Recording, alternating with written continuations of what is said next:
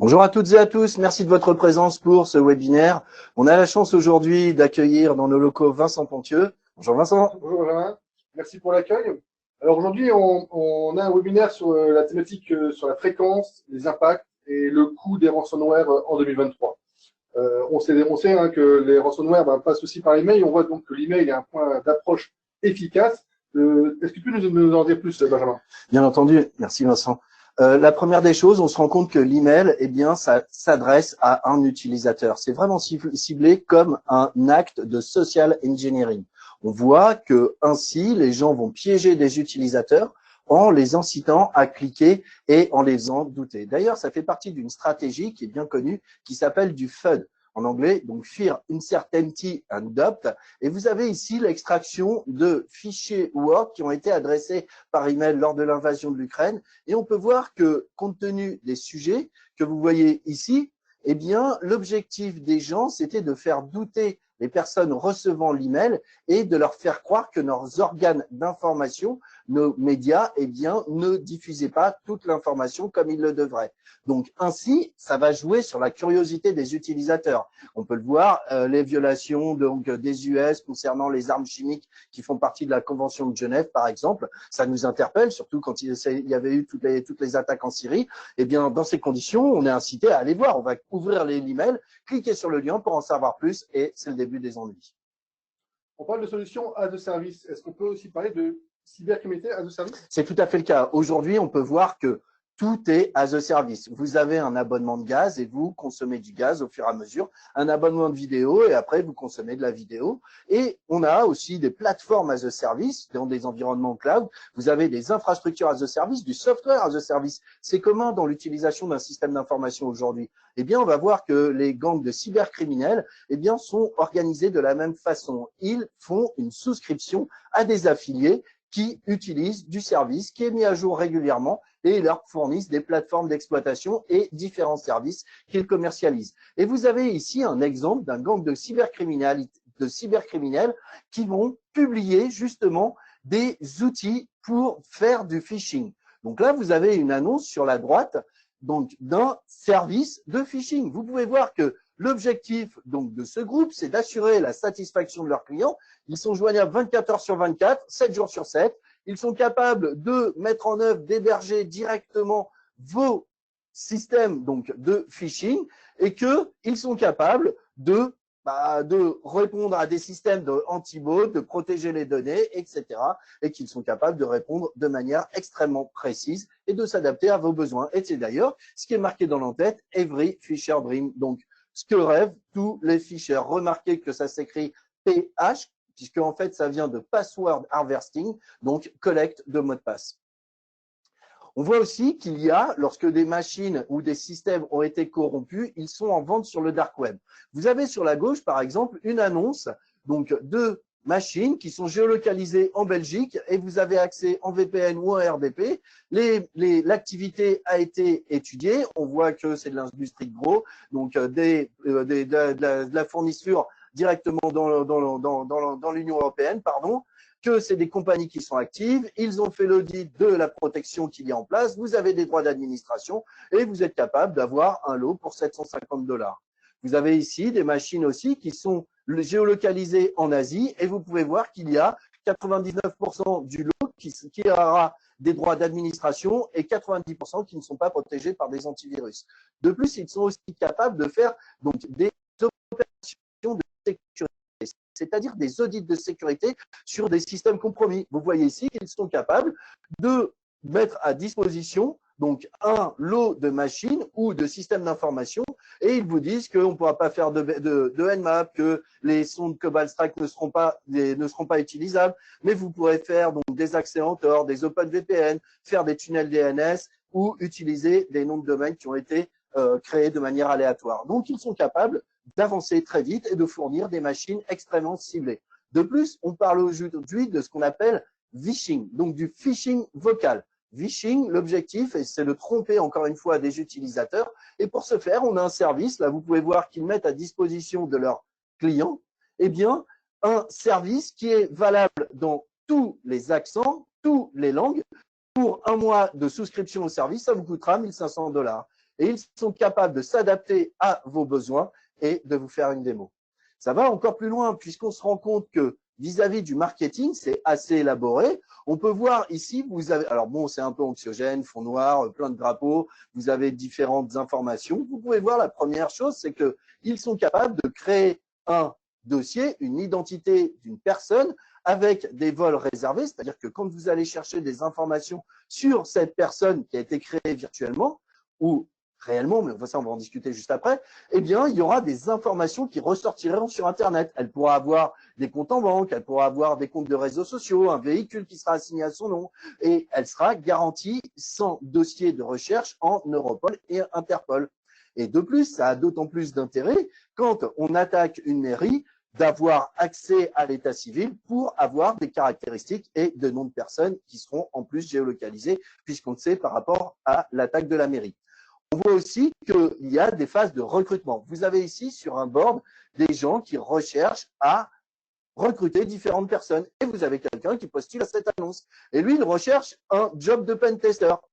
Alors, pentester, enfin, c'est pas la personne voilà, que vous allez louer. En tout cas, c'est ce qu'ils essayent de faire. Et on peut voir que lui, dans son CV, il a de l'expérience pour outrepasser les protections antivirales, de générer des fichiers, des documents, ainsi que des binaires. Il peut faire des mouvements latéraux. Il est capable de générer des fonctionnalités de chiffrement et des loaders. Et j'aime beaucoup sa signature, ce qui prouve que effectivement, c'est pas un pentester officiel. Eh bien, sa signature, en dehors du petit smiley qui est rigolo, eh bien, c'est de faire que ces dommages soient mémorables. Vous avez aussi ici Numérama qui a sorti un dossier lorsqu'ils ont infiltré un gang de cybercriminels et ils ont publié le dossier le 21 mai 2023. Vous allez voir que cette organisation, il confirme ce que je suis en train de vous décrire et vous pouvez voir que vous accédez à l'article et au dossier en lui-même grâce à cette URL ou en scannant ce QR code. Et si on se focalise spécifiquement sur les ransomware, le rançongiciel en bon français, quel est le panorama et les acteurs? Alors, le rançongiciel, tu l'as dit, eh bien, c'est la capacité à bloquer votre système pour être en mesure de vous mettre une pression phénoménale pour que vous puissiez récupérer vos précieuses données. Et donc, dans ces conditions, les gens vont être incités à payer la rançon. Quand on voit les types d'attaques qui ont eu lieu en 2022, vous avez différentes choses. Alors, un gros panel, c'est le Other, c'est des gens qu'on n'a pas forcément identifiés. Parce qu'on va le voir, il y a des gens qui font leur pub, mais il y en a d'autres qui cherchent à se dissimuler. Et on a aussi donc Logbit, dont on a tous entendu parler, on va revenir juste après, et on a Conti. Conti, c'est un cas d'école qui est assez intéressant, puisque Conti, c'était un groupe de cybercriminels qui était à cheval donc en langue russophone, et qui, a priori, opérait depuis l'Ukraine et la Russie. Quand il y a eu l'invasion de l'Ukraine, eh bien, il y a eu ce split et on pensait que Conti allait mourir. La chose qui est intéressante, c'est que ça a donné lieu à ce qu'on appelle les Conti-Leaks. Les Conti-Leaks, ils ont publié tout leur mode opératoire. Et on se rend compte, quand on étudie ces leaks, eh bien, qu'ils ont des scénarios totalement préétablis, qu'ils savent comment faire, comment réagir, comment attaquer les êtres humains. Vous devez réagir comme ceci, comment faire pour inciter les gens à payer la rançon, etc. Tout est préétabli. Et on peut se rendre compte qu'en ayant cette procédure, ils vous mettent aussi à disposition différents outils. Vous avez ici, par exemple, un dashboard d'un outil qui permet justement donc de souscrire auprès de ses fournisseurs l'utilisation d'un outil pour gérer des ransomware. En haut à gauche, vous avez le suivi de combien ça vous rapporte en Monero ainsi qu'en Bitcoin. Vous avez des nouvelles, des campagnes, des publications, vous avez des live chats avec les gens qui fournissent l'outil, la gestion de votre compte, vous avez le paramétrage et vous avez même un accès de support. Vous pouvez voir que vous avez 3 niveaux de développement, expérimental, bêta et stable, et que vous choisissez, grâce à quelques clics, ce que va faire votre ransomware lorsqu'il sera déployé. Quand il s'agit d'innovation, Logbit a vraiment innové. Ils ont su adapter leur modèle de différentes choses. On peut se rendre compte qu'ils ont un site web qui est hébergé publiquement, donc sur Internet, et aussi dans le dark web. En fait, c'est le même. Et on se rend compte que là, vous pouvez voir que quand il y a quelqu'un qui s'est fait, pardonnez l'expression, trouer, eh bien, il va y avoir un compteur qui se met en marche. Et de ce fait, ils vont vous proposer différentes façons. Pour 10 000 $, eh bien, ils étendent le compteur ici. Donc, c'est le compteur qui détermine au bout de combien de temps vous devez payer la rançon pour éviter qu'ils ne publient leurs données ou que les données ne fuitent. Donc, vous payez 10 000 $. Eh bien, ils vont étendre le compteur de 24 heures. Vous payez 2 millions de dollars, ils détruisent toutes les informations vous concernant. Vous payez 2 millions de dollars, vous les téléchargez. La chose qui est intéressante vis-à-vis de ça, c'est que si c'est l'un de vos concurrents, il paye 2 millions de dollars et il a accès à tous les secrets de votre entreprise. Remarquez que le site web est assez intéressant et c'est ce qui prouve qu'ils s'organisent vraiment comme des sociétés puisque vous avez l'accès à leur compte Twitter, ils ont des revues de presse, ils vous expliquent comment acheter du Bitcoin, quelles sont les règles des personnes qui souscrivent à leur service, comment les contacter et même qu'ils ont des miroirs partout à travers le monde. Ce qui est ce qui montre une certaine maturité dans le système qu'ils mettent en œuvre. Et on peut voir aussi qu'ils sont capables d'offrir à des chercheurs éthiques ou non éthiques, des hackers et de 1 000 dollars à 1 million de dollars lorsque vous allez leur fournir des failles de sécurité qu'ils peuvent exploiter. S'ils sont capables de vous fournir jusqu'à 1 million de dollars, c'est évidemment que c'est rentable et qu'ils ont un retour sur investissement sur ce million de dollars. La chose qui est intéressante, alors c'est pas que je vous incite à le faire, eh bien c'est qu'ils vont vous payer en monnaie qui sera intraçable et de ce fait vous ne paierez pas d'impôt sur 1 million de dollars. Donc ils utilisent donc différents outils. Oui, en effet, ils utilisent pléthore d'outils. Mais alors ici, vous avez un screenshot de différents outils. On va parler donc de Mimikatz, de PowerSploit, de Metasploit et puis de Empire Shell. Donc, vous avez aussi fréquemment utilisé, donc les versions pro, vous avez Cobalt Strike qui est beaucoup utilisé. Cobalt Strike, c'est un outil qui sert à faire des pen tests. Normalement, pour avoir accès à cette plateforme, vous devez être enregistré et autorisé. Et on peut voir que vous pouvez le trouver de manière craquée, assez facilement. Vous avez différents outils et vous en avez un qui est Brutratel C4. Et on voit que la personne le vend 1 500 dollars. Voilà. Et il y a quelqu'un sur le board qui dit attention, si vous téléchargez les versions de Brutratel C4, il contient un cheval de Troie. Et là, c'est vachement vicieux parce que on se rend compte qu'ils fournissent un outil qui est craqué, qui permet d'attaquer des systèmes, et eux, derrière, ça leur permet de prendre la main sur l'outil qui a servi à attaquer des systèmes. Donc, on voit que c'est le Far West et qu'ils sont sans foi ni loi, et on peut voir qu'il y a aussi l'utilisation d'outils d'accès légitimes. Donc là, on a la vente en 2022 de machines, et ils vous offrent, ils vous vendent des accès en RDP, en VNC, en VPN, avec différents types de VPN. Il suffit de les contacter pour avoir plus de détails. On a aussi, et je l'ai parlé d'outils, eh bien, l'utilisation fréquemment de Mimikatz, qui est créé par un francophone qui s'appelle Gentil Kiwi, son pseudo est Gentil Kiwi. Donc, cet outil permet de faire des dumps de la base de données, des mots de passe des utilisateurs dans un environnement Windows. Il est fréquemment reconnu, donc ils l'ont compilé et il s'appelle Apteris. Vous avez la PowerSploit Suite. Vous avez donc Juicy Potato, WinPES, qui est un outil qui permet de faire de la reconnaissance de privilèges, Empire Shell, qui se focalise justement sur des outils d'exploitation en PowerShell. On a aussi ce qu'on appelle des LOLBIN, Living of the Lone Binaries. Vous l'avez traduit, c'est on va utiliser des choses directement. Alors c'est pas drôle bien sûr, hein, une anecdote. Et c'est des outils qu'on va trouver et c'est des outils d'administration. Vous pouvez voir, vous avez ici PowerShell, CertUtile, c'est rigolo parce que c'est l'outil qui est fourni avec votre environnement Windows, qui permet de gérer les certificats de votre infrastructure. Donc bien sûr, il a des droits d'administration. En fait, il existe un site web qui s'appelle LOLBAS Project qui va vous permettre de lister tous les LOLBIN qu'on est capable de voir et comment les détourner pour exécuter des commandes système, contourner des fonctionnalités de sécurité, télécharger des programmes à distance et bien sûr se déplacer latéralement. Donc, on voit que des LOLBIN, fréquemment, ils vont utiliser CMD qui va lancer lui-même un PowerShell. Et ce PowerShell, il va permettre de lancer des commandes encodées, dissimulées en base 64. Vous avez CertUtile, j'en ai parlé. Vous avez l'exécution de processus HTML directement pour, donc là c'est en ligne de commande, vous exécutez une page HTML, vous vous connectez à une page HTML. Donc DNL test qui permettent d'évaluer les droits dans une forêt Active Directory, des dumps de processus Windows, etc., etc. Mais encore pire, j'ai devant moi une souris et on a vu que fréquemment, eh bien, ces souris, vous installez un driver pour utiliser les fonctionnalités de la souris. Et il y a eu certains drivers qui sont sensibles, qui contiennent un trou de sécurité. Il y a eu des fois des pirates qui attaquaient et qui désinstallaient la mise à jour du driver de la souris, par exemple, ou n'importe quel périphérique, et qui en installaient un autre qui était vulnérable à une attaque. C'est-à-dire qu'ils faisaient une régression. De ce fait, ça leur permettait d'avoir une porte dérobée ouverte et la souris continuait à fonctionner de manière absolument normale.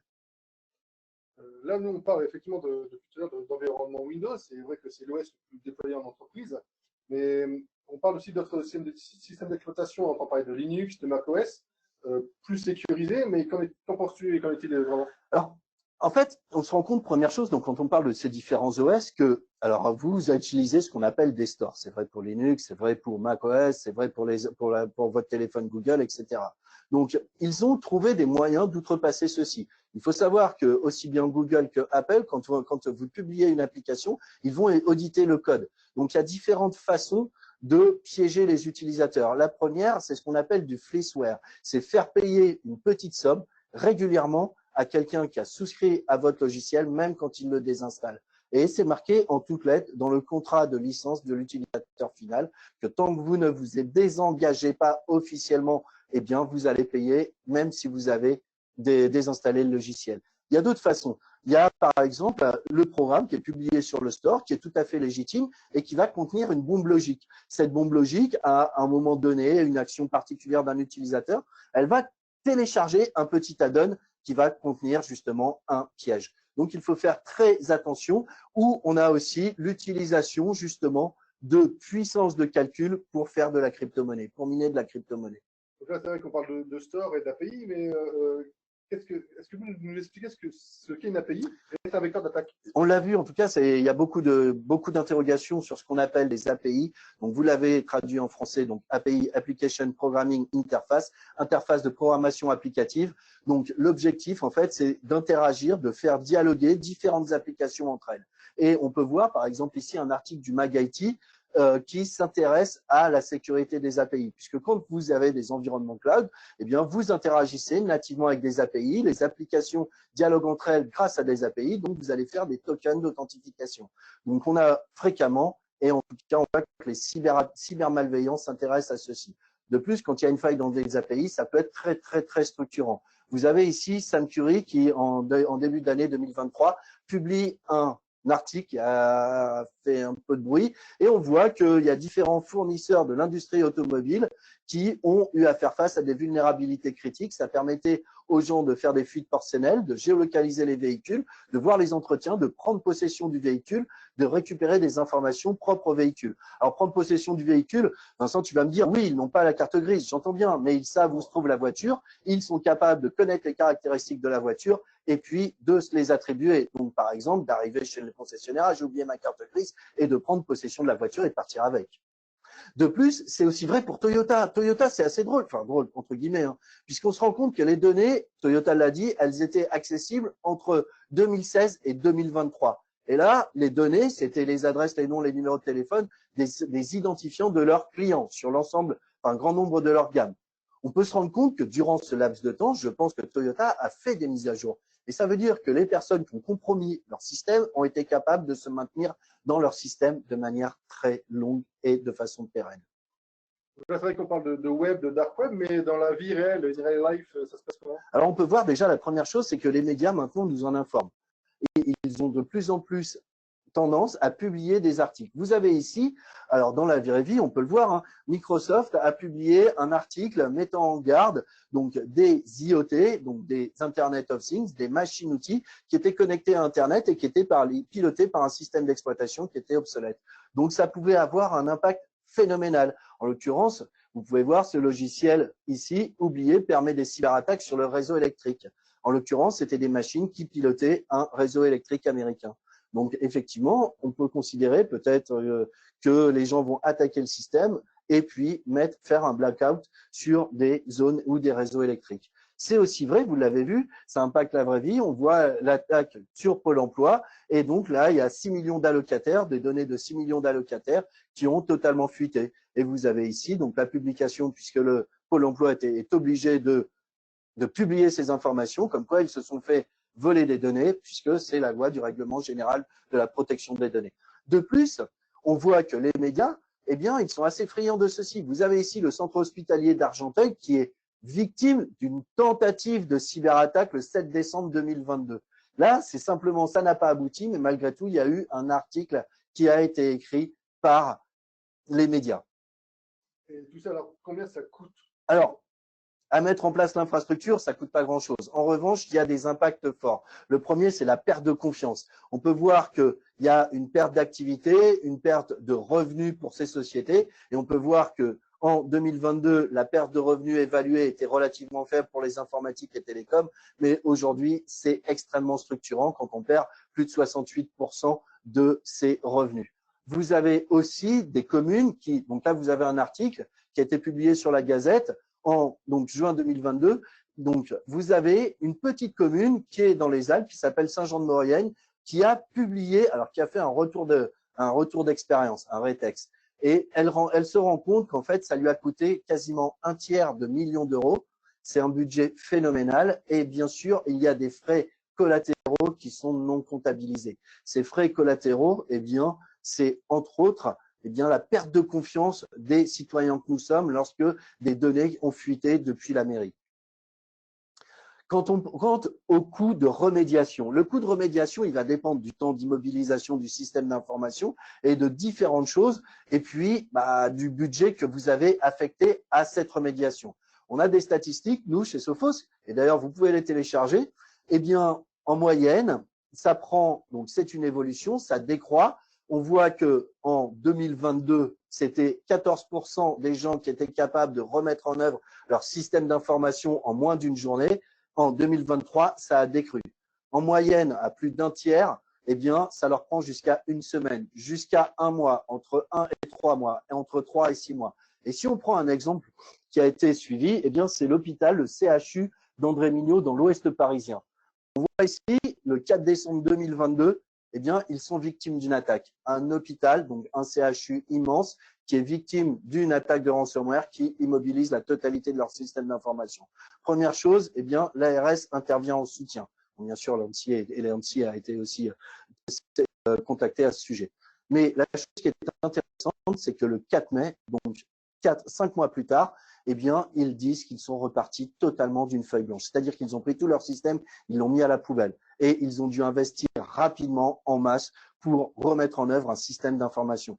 Il faut savoir, pour un hôpital, les ordinateurs et tout le système d'information, c'est comme le stylo. C'est un outil parmi tant d'autres. C'est pas nécessaire, enfin, c'est absolument nécessaire à leur activité, bien sûr, mais c'est pas des investissements qui sont faits forcément en priorité. Et donc là, ils ont certainement dû, c'est une interprétation de ma part, mais décaler certains investissements sur du matériel, donc de soins, de diagnostic, pour pouvoir remettre en œuvre le système d'information, et ils sont repartis d'une page blanche. Donc, ils avaient très certainement plus de suivi à long terme de leurs patients, ce qui est extrêmement structurant. La chose qui est rigolote, c'est qu'en 2022, Logbit 3, toujours eux, s'excuse d'avoir attaqué un hôpital d'enfants malades.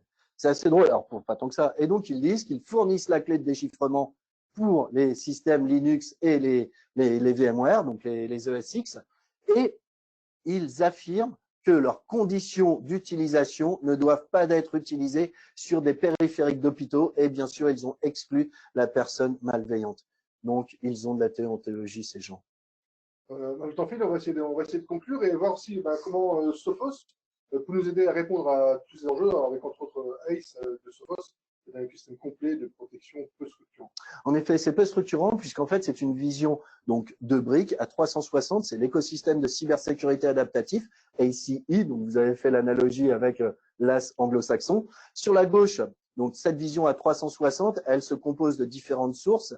Vous avez sur la gauche les points de contrôle et de sécurité qui vont remonter de la télémétrie, la protection des terminaux, la protection de l'infrastructure en elle-même avec le firewall, l'architecture SASI, la protection de l'email, la protection et la garantie de conformité de votre plateforme cloud hétérogène.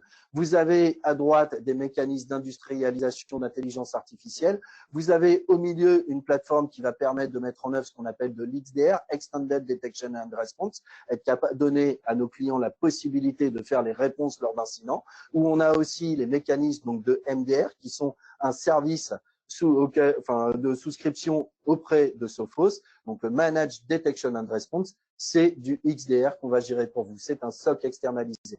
Donc, vous avez une vision à 360 degrés et vous avez des remontées d'informations de la télémétrie de la gestion de l'identité, de l'infrastructure de télécommunication, des terminaux, de l'email, du cloud. Tout ça, c'est ingéré dans notre plateforme ACE pour qu'on soit capable donc d'enrichir, de corréler des événements, de les qualifier de différentes sources pour que ce soit pertinent. Tout ceci s'administre grâce à une plateforme gratuite qui est Sophos Central, qui offre des mécanismes d'agilité. Elle est disponible 24 heures sur 24. On garantit une disponibilité de 99,9999 après la virgule, donc % du temps.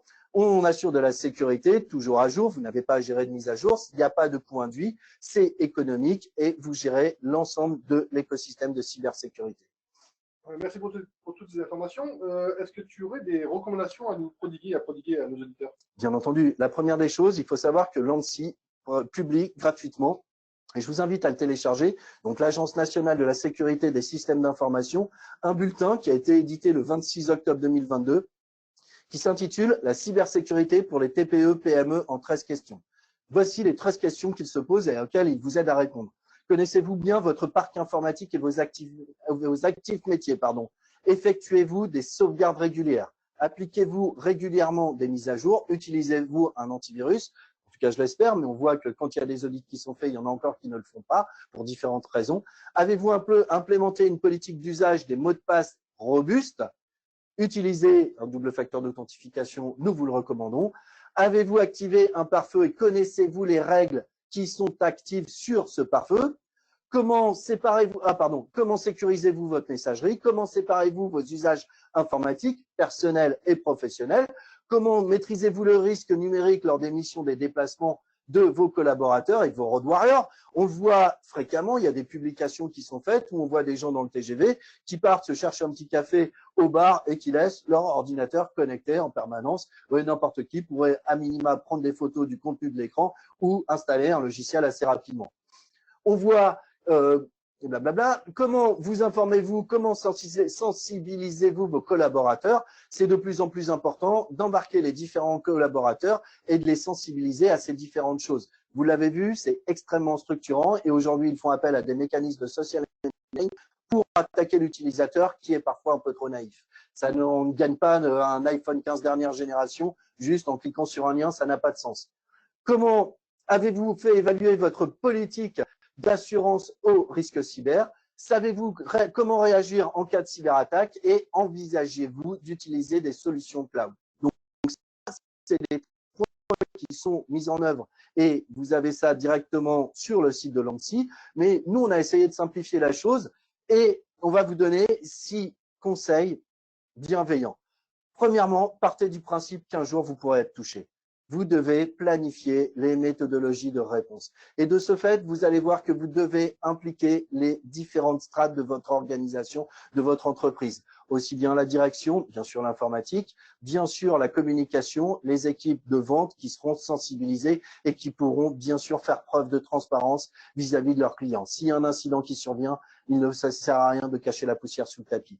On l'a vu, c'est pas forcément comment, mais quand on va l'évoquer. Exactement. Faites des sauvegardes. En cas d'attaque, c'est extrêmement structurant. Vous devez tester vos sauvegardes, être sûr qu'elles soient opérationnelles quand vous en aurez besoin un jour. D'ailleurs, on l'a vu dans les méthodes d'attaque, eh bien, fréquemment, dans les phases d'attaque, il y a l'attaque du système de sauvegarde. C'est ce qu'ils cherchent en premier, c'est le backup, la sauvegarde à part entière. Tout à fait. Et ils vont paralyser ceci pour, justement, c'est un vecteur. Vous avez plus de sauvegarde, vous savez pas comment restaurer, vos données ont été chiffrées, vous payez la rançon. Déployer une prévention multicouche. Bien sûr, il faut protéger l'infrastructure à différents niveaux, entraîner vos utilisateurs et protéger les terminaux et entraîner vos utilisateurs. Ne payez jamais la rançon. S'il vous plaît, ne payez pas la rançon, ça ne sert à rien. On l'a vu, on a un rapport d'ANSSI, 75% des personnes qui sont cyberattaquées payent. On vous en supplie, ne payez pas. Vous avez soit la solution, soit pleurer, soit payer, pleurez, mais ne payez pas. De plus, si jamais vous payez, à ce moment-là, vous passez dans la catégorie vache à lait. On sait que vous êtes rentable. Donc, vos données vont avoir encore plus de valeur. Utilisez des ressources humaines et technologiques. Il y a des gens dont c'est le métier de savoir comment répondre à ce type d'incident. On sera là pour vous assister si vous en avez besoin. Sachez que vous avez la connaissance de votre métier. Nous, notre métier, c'est de faire de la réponse à incident.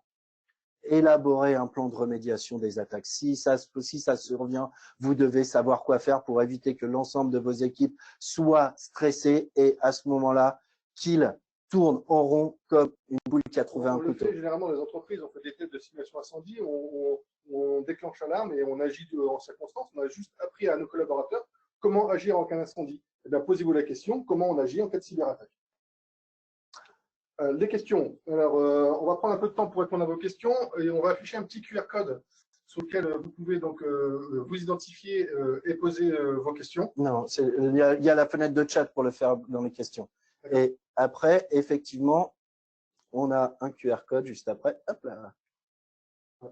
Voilà, allez-y, posez vos questions. Les questions défilent déjà plutôt pas mal. Il y a la première qui est importante, c'est Annabelle qui demande est-ce que le webinaire va être enregistré et est-ce qu'il y aura un support à disposition. Donc oui, il est enregistré et on va vous mettre tout ça à disposition. Thomas qui dit je suis toujours passé à travers les gouttes, pourquoi il s'intéressera à mon entreprise?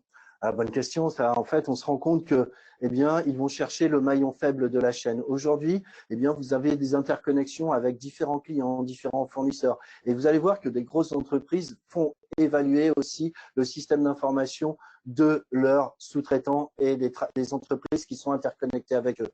On a vu des cas où il y avait des gens, des cybermalveillants, qui attaquaient une première victime et qui, en fait, leur objectif, c'était une société mère. Donc, vous pouvez être une victime collatérale qui sert de point d'entrée à un de vos fournisseurs. Ou même, vous avez peut-être vous-même, malgré tout, eh bien, des données extrêmement sensibles, des brevets, etc., qui vont intéresser, qui vont avoir une valeur financière que vous n'êtes pas capable d'évaluer vous-même aujourd'hui. Il y a Paul qui demande mes données sont dans le cloud, je suis donc totalement protégé, est-ce que c'est bien mon fournisseur qui